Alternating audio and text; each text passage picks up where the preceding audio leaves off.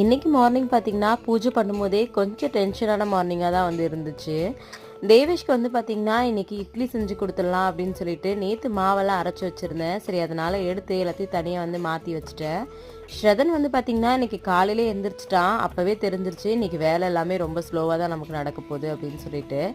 எப்பவுமே எந்திரிப்பான், உடனே தூங்க வச்சோன்னா தூங்கிருவான். ஆனா இன்னைக்கு பார்த்தீங்கன்னா, அழுதுட்டே இருந்தான். என்னால எந்த வேலையுமே பண்ண முடியல. இருந்தாலுமே நான் அதையே நினைச்சிட்டு இருந்தேன் அப்படின்னா, எனக்கு ரொம்ப டென்ஷனா இருக்கும் அப்படின்றதுனால, நான் அடுத்த விஷயத்த பத்தி யோசிக்க ஆரம்பிச்சுட்டேன். இவனை எப்படி சமாதானப்படுத்துறது, என்ன பண்ணிட்டு அடுத்த வேலையை பார்க்கலாம் அப்படின்னு சொல்லிட்டு, பொறுமையா இட்லி எல்லாம் செஞ்சு முடிச்சுட்டு மறுபடியும் அழுதுட்டே இருந்தான். சரி மேலே கொஞ்ச நேரம் அவனை கூட்டிட்டு போய் சமாதானப்படுத்துவோம் அப்படின்னு சொல்லிட்டு மேலே கூட்டிட்டு போயிட்டேன். இப்போன்னு இல்லை, எப்பவுமே நமக்கு ஒரு விஷயம் தடங்களா நடக்குது அப்படின்னா அதையே நினைச்சிட்டு நம்ம அப்படியே உட்காராம அதுக்கு என்ன வழி இருக்கு அப்படின்றத பார்க்கணும். நான் இப்பெல்லாம் அப்படிதான் ஃபாலோ பண்றேன். நீங்களும் இப்படியான்னு மறக்காம சொல்லுங்க.